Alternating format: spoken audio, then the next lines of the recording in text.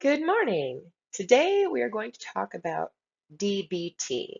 If you have a borderline personality diagnosis, you have no doubt heard that you should get some DBT. So I've never had DBT, but let's talk about what it is. Welcome to my Borderpolar podcast. So DBT is a type of cognitive behavior therapy, or CBT. And cognitive behavior therapy is a talk therapy that focuses on addressing someone's dysfunctional thinking and their dysfunctional behavior patterns. The idea is to recognize your thought patterns, modify your thought patterns, and by changing your thoughts, you're meant to be able to change your behavior. I personally have had 10 years of cognitive behavioral therapy, but I've never had dialectical behavior therapy, which is DBT. It is a type of cognitive behavioral therapy, but it shifts the focus specifically to a psychosocial focus. And psychosocial meaning how our thoughts and behavior patterns can be disruptive in the context of other human beings. So interpersonal relationships and things like that. DBT has a focus on a collaborative relationship between the client and the therapist, a client support in the form of a individual therapist and the group therapist and the group itself. And it focuses on skill development, specifically in handling highly emotional situations. If you, excuse me, if you undergo DBT, you'll find that there's two components. There's individual therapy for you on a weekly basis and weekly group therapy. For some people, this can be really hard. Talking about things that are personal to them, or like I've never been in DBT myself, so I'm not sure exactly how it goes, but group therapy, I've seen a lot of people in support groups that I'm in talk about not wanting to go to therapy, not wanting to do group therapy. It is difficult, but it is very important. If we can work through how to recognize our thoughts and manage our emotions in a setting with other people, it's going to help a lot to be able to do those things in that psychosocial context in the midst of other people, which is is very important if we want to succeed. DBT has four skill areas. They are interpersonal effectiveness, distress tolerance, emotional regulation, and mindfulness skills. These four areas translate into what are considered the four modules of DBT, and that is the focus. Again, this is just an overview of what you might expect in DBT and a little bit about what it's like. I've never experienced it myself. This is just some research I've done. I did include the article link as well as all the references for the images that I have in here at the end of the slideshow. So let's talk about the first skills module, which is interpersonal effectiveness. Interpersonal effectiveness is going to focus on making decisions, making changes, and resisting change. So this is when you're dealing with other people. It's going to have a focus on meeting goals while trying to avoid any farther damage. There are three different types of skills: objectiveness skills with an acronym called Dear Man, and we're going to get in, I'll explain that a little bit in a moment. Relationship effectiveness skills, or a give skill, and self-respect skills, or the FAST skills. Now, there's a lot more DBT skills than I'm going to cover in this little blurb here, this little video. And I'm not going to go far into how to use these. I'm just going to give you an overview of what you might expect and a little bit about what DBT is like, or what DBT has in store. But before you really get into using these skills, there are a few things that you need to be able to do. You need to be able to recognize your emotions, not just notice what emotion you're having, but be able to give it the right name. You can look at an emotions wheel for this. There's a lot of different ways that we can describe how we're feeling.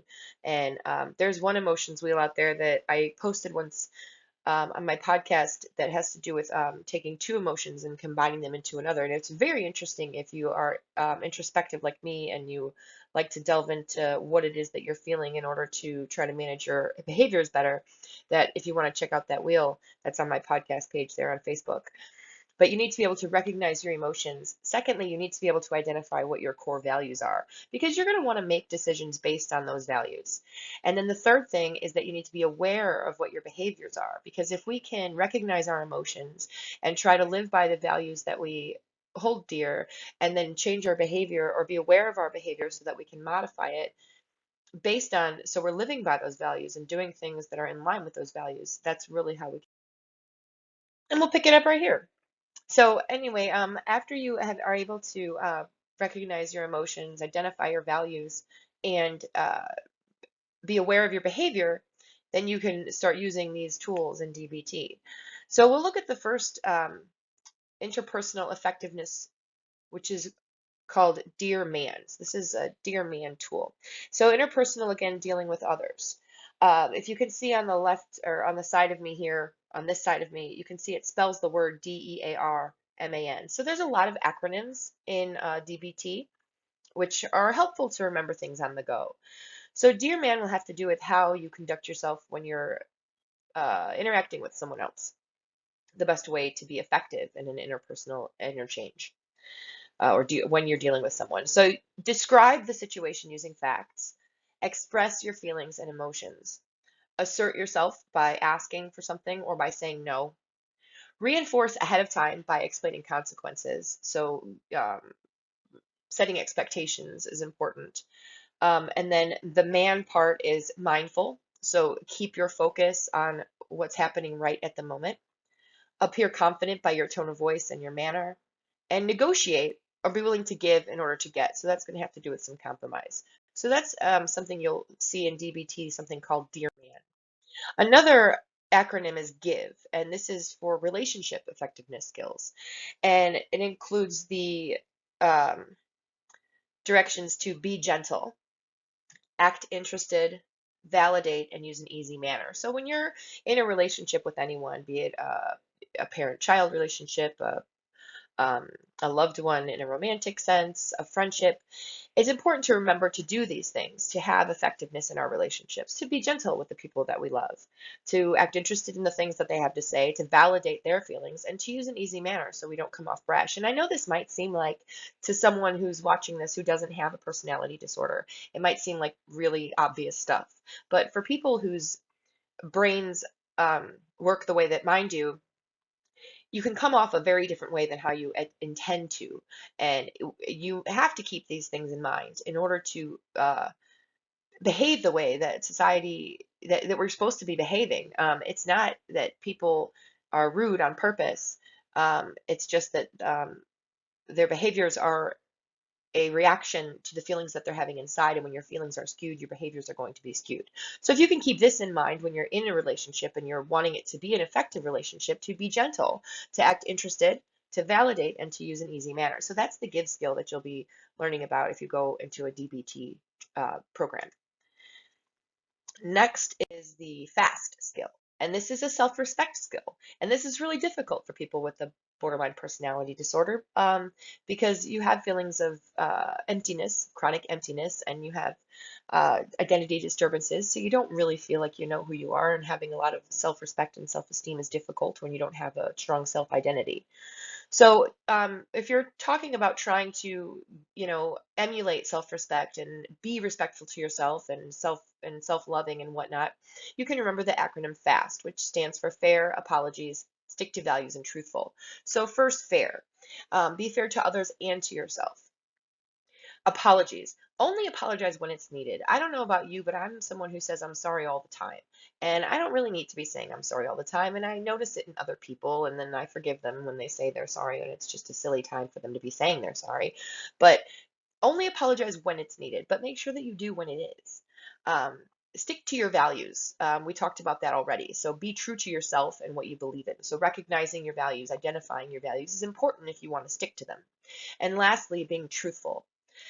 Honesty is key if you want to be healthy when you have borderline personality disorder. So you need to avoid lying, you need to avoid acting helpless, and you need to avoid exaggeration. You need to just be honest. Be honest and truthful whenever you can, with yourself and with others. The distress tolerance module is our second module. So we talked about the first module, which was the interpersonal effectiveness module, and now we're moving on to the distress tolerance module. And this is going to have to do a lot with reality acceptance skills. And so you want to learn to accept, tolerate and learn from your pain, learn from your distress. There are 4 crisis survival strategies that we're going to go over that are included under this heading, distress tolerance skills. And we'll talk a little bit about a concept of radical acceptance and what is willingness versus willfulness. First of all, the crisis survival strategies you might learn about in DBT would include distracting, self-soothing, improving the moment, and thinking of pros and cons. So this is when you're in a moment where you're at crisis level. What do you do? The first thing you can do is distracting. You can distract with the acronym ACCEPT, accepting the situation for what it is, and moving forward. And here are some options for things you can do to distract yourself when you're feeling overly emotional in a crisis moment. You can use an activity, a positive activity that you enjoy, something on your phone, playing a board game, reading a book, just kind of some kind of activity. You can contribute. Helping someone else when you're in a crisis moment is usually a really good go-to for me. Um, when I'm feeling at my worst, I like to see if anyone else needs help because listening to someone else when they need something always makes me feel a little bit less stressed out. Third is comparisons, which is sort of what I was saying. Compare yourself either to people who are less fortunate or how you used to be when you were in a worse state. Not that we're being grateful that other people have it worse, not at all. But when you can put some perspective on your own crisis moment and your own distress and say, well, it could be worse, or at least it's not as bad as it was last week, just sort of compare to give yourself a little bit of um, a chance to be grateful and to change your attitude at that moment. The next one is emotions, other types of emotions. So try to feel something different by making yourself look at something funny or laugh, something opposite to the emotion if you can. Um, the next one is push away. So not to do this all the time, but it does say to put the situation on the back burner for a little while. Obviously, you have to come back to it because you do need to worry about it if it's important. If it's not something that's you can control, then you shouldn't worry about it necessarily. But put something else temporarily first in your mind. So if you're way over having a crisis moment and you can stop and just do a different task, that could help you to distract yourself enough to get out of that crisis moment until it's more manageable. The next one is thoughts, other thoughts. So force your mind to think about something else. And this can be as easy as reciting the words to a song in your head or counting numbers. It could be anything. The next one is sensations or other sensations. So do something that has an intense feeling. They suggest a cold shower or spicy food on this image here, but either you can just splash your face with cold water, changing your temperature of part of your body like that. It can often shock yourself into sort of be coming out of that crisis moment and being able to calm down a little bit. So that's distract. The next one we'll talk about for these crisis strategies is self-soothing. Self-soothing is going to play to the 5 senses: sight, touch, sound, smell, and taste. So some examples of sight would be you could color, you could use a sleeping mask, you could go look at nature. That for me, that's what I like to do, is look outside. For touch, a lot of times people like to have squishies or the fuzzies, things like that. Having a massage, massaging yourself, taking a hot or cold shower, those can be helpful. Sounds, listening to your favorite kind of music, or maybe some soothing nature sounds, maybe just going outside and listening to the birds chirp. For smell, a lot of people turn to aromatherapy or candles or incense, or maybe just some lotion on your hands, which will give you some touch and some smell at the same time. And then taste, for me, it's coffee. Coffee definitely helps me to stay soothed most of the day. When I don't have it, I do feel very much not myself. So that's how you self-soothe in some ways. And then the next one for the crisis strategies is going to be improving the moment. And as you'll see on the side here, the letters spell improve, I-M-P-R-O-V-E. I standing for imagery. So this might be looking at pictures of things that are calming to you, or maybe looking out the window, picturing something in your head like your happy place. The M is for meaning. So looking for the purpose, the meaning, or the value in the pain that you're enduring at the moment. It might not always be the easiest thing to do, and I have not been trained in this improving the moment strategy, so I'm just sort of speculating on what these mean based on what I can see here. The third one being prayer, or being open to a supreme being. I like to call it prayer or positive thoughts if you're not into prayer, and they both work for the letter P. So if you can just find any kind of power or energy or something larger than yourself that you can turn to in a moment that's tough. For me, it's oftentimes looking up into the stars or looking up into the clouds and just being in awe of the connectedness of everything that's living. For other people, it's God or a higher power. But whatever it is, if you can connect to something larger than you, then it might improve your moment. And then the next one is relaxation. So music, exercise, bath, massage, those types of things. Going for a walk might help you out.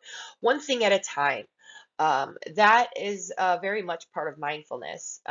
So it says right now and physical sensation. So maybe just being very mindful of what you're doing. I'm speculating on what that means, but the V stands for vacation. So if you can sort of like stop and go to your happy place and take a little bit of a mental break, and then encouragement.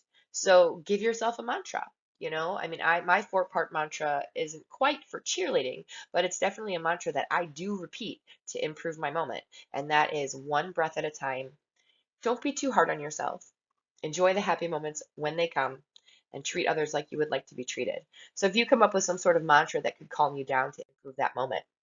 The next one is thinking of pros and cons. And I have a little graphic here that I found online, and I like the way that this is put up. It's not the type of pros and cons list that I'm used to from when I was a kid. It just had the two lines, pros over here, cons over here. But I like this because you have two options. You can be doing the behavior or not doing the behavior, and then you have the pros and the cons for it. So if you were to take that behavior and consider the behavior maybe self-harm, what are the pros and cons of self-harm, and what are the pros and cons of not self-harming? Or if you're in a situation and you have to make a decision, should I keep this job? What are the pros and cons of quitting the job, and what are the pros and cons of keeping the job? And then you can get a concrete look at um, what is motivating you to do or not do whatever it is you're questioning, and what the results are going to be for whatever decision you decide to make. And I really like the four square here that they have, and I'll probably implement that in my brain sometimes when I'm decision making. So we covered the four crisis survival strategies of the distress tolerance skills module, and now we're going to move on to radical acceptance, and then we'll talk about willingness versus willfulness. Radical acceptance is a wonderful, wonderful tool. Radical acceptance is just accepting the moment for what it is without judgment. And so there's some radical acceptance coping statements here to give you an example of things that you could manifest in your own mind to practice radical acceptance. You can say, this is the way it has to be, or this present moment is the only moment I have control of, or it's no use fighting the past. This moment is the result of over a million other decisions, and it just is what it is. I can't change what's already happened. All the events have led up to now. All of these things aren't placing any judgment on what's happening, but if you can come up with some sort of coping statement to remind you that what's happening right now is what's happening, and that's okay. Radical acceptance is a lifesaver. Last we have, excuse me, last we have willingness versus willfulness. This comes into play a lot, I think, with people with BPD, borderline personality disorder. Are we trying as hard as we can every day, every moment? And even everyone who's neurotypical isn't always trying their hardest every moment of every day, but that's what we strive for, right? We strive to do our best to try our hardest every moment of every day, but are we being willful or are we being willing? Pardon me. So willfulness forgets, ignores, or actively tries to change, master, direct, control, or manipulate what is. That is being willful, being sort of defiant. But willingness, and if you think of in terms of radical acceptance, is surrendering to a process which you're already a part of, and figuring out what to do to change the next moment. But if you're trying to change the moment that you're in, you have to accept that you can't change the moment you're in. You can try to change the next one, but you have to be willing to be accepting of what's happening now and trying to figure out what you can do next to make it better. But if you're willful and you're trying to change what's happening now instead of what's going to happen next, because what's happening now is happening, then you're going to have a lot harder time um, with being happy with what is going on around you. So moving on from the distress tolerance skills, we have the emotional regulation skills module. That's our third of our four modules. Now this one's pretty self-explanatory, really. It's about regulating emotions. So we talked a little bit already about some of these things. You want to be able to identify and label your emotions. And if you need help with that, there are emotion wheels out there that are very good and helpful. And then you want to identify obstacles to changing your emotions. So what are the things that are getting in your way? Um, are they your own reservations about what's going on? Are they intrusive thoughts? Are they obstacles that you need to take action on to change in your life? And then we need to decrease our vulnerability to what's called our emotion mind. And that's another part of DBT, the emotion mind and the rational mind, I believe, but I really don't know. And I'm not covering that in this video here. But if you think about your emotion mind would be your brain as it is influenced by your emotions. And that's going to be something that you don't really want to run what you do. Um, and so you want to be more in a wise mind. I think that's what it is, the wise mind. And I think a wise mind might be a balance of the emotion mind. And I'm not sure. I'm going to stop talking about that because I don't have enough information in my brain about it. Under emotional regulation skills, we also want to work on increasing positive emotional events. And that's going to be another part of tapping into what your values are. You tap into your values, you figure out what your interests are, and you can try to increase your positive emotional events, and that's going to give you success. Increasing your mindfulness to your current emotions is also very important. Being aware of what's going on when it's going on and being able to be in that moment. Taking the opposite emotion. I don't know if you've ever heard of opposite to emotion, but I love opposite to emotion and I try to employ it all the time because inside I'm full of negativity. I'm full of negativity and anger and just fear and all these horrible, ugly things. But I don't want to be that human. And so I practice opposite to emotion 24/7 as best I can to try to be a very positive person. Um, and if I'm feeling ungrateful about something, I try to say something I'm grateful for. If I'm feeling upset because I'm in a lot of pain, I try to, tell one of my kids that they're beautiful. I try to practice opposite to emotion as much as I possibly can, so that I can remain a positive and and happy force in the people's lives that I'm around, rather than having my negativity that's naturally coming out, that's naturally occurring in me seep out all the time. And then the last one is applying your distress tolerance skills. So you take those distress tolerance skills, you apply them, and then you can regulate your emotions better by using those skills. So a lot of this is all intertwined and it's all interactive, and I'm excited to start it whenever I get a chance. We want to talk about two more concepts in the emotional regulation skills module, and that's reducing your vulnerability and building your mastery. So we're talking still about of vulnerability to our own emotions. So vulnerability to being controlled by your emotion mind, vulnerability to having strong emotions. All of the things that are listed under here are basically things that you need to be doing for self-care so that you're not so vulnerable to these crisis moments. So treating your physical illnesses, eating regularly, sleeping, exercising, and taking your medication as prescribed. All of these are very important self-care items that need to be addressed all the time if you want to remain in a state that's optimal for growth. And again, to someone who doesn't have a mental health disorder, it might seem like these things are pretty obvious, but these are very difficult tasks sometimes for people with mental health disorders. Very difficult tasks. And then the last one is building mastery. So mastering these skills is going to help you can master these skills by building those positive experiences, by being mindful of your current emotions and practicing that opposite to emotion action. So again, this a little bit reiterated, but these are the things that you're going to cover if you go through a DBT course or a DBT program. Some of the things you'll cover under the emotional regulation skills module. The last module we'll talk about is the mindfulness skills module. There is a whole lot to mindfulness, and mindfulness is key to someone with borderline personality disorder or borderpolar diagnosis. There are two different types of skills for mindfulness, the what skills and the how skills. Under the what skills, we talk about how we observe, describe, and participate. So we observe our lives, we observe the things that are going on non-judgmentally. We need to non-judgmentally view our environment. That will help us understand the situation more accurately. So when we place judgment on what's going on, we're also changing what it is, because what it is what it is, not what we think of it. The second thing is to describe. So express what you notice while you're observing. Again, without using judgmental statements. I am feeling sad. That is just an observation. It's not a judgment. It just states what it is. I wish I weren't feeling sad would put some judgment on that, and then participate. Become fully focused on the activity that you're doing. Eliminate any distractions. So if I'm feeling sad and I'm doing the dishes, instead of going, I am feeling sad, I am feeling sad, I'll be like, I am feeling sad and I am washing a plate and I am washing a cup. So you be very aware of what you're doing and be very mindful of what's going on in that moment, but trying not to place judgment on it. And we do these skills how? How we do these skills is non-judgmentally, one mindfully, and effectively. So we're going to observe, describe, and participate in a non-judgmental way, in a one mindful sort of way, and as effectively as we can. So being non-judgmental means that we're describing these facts and ignoring judgments like good or bad, and things like that.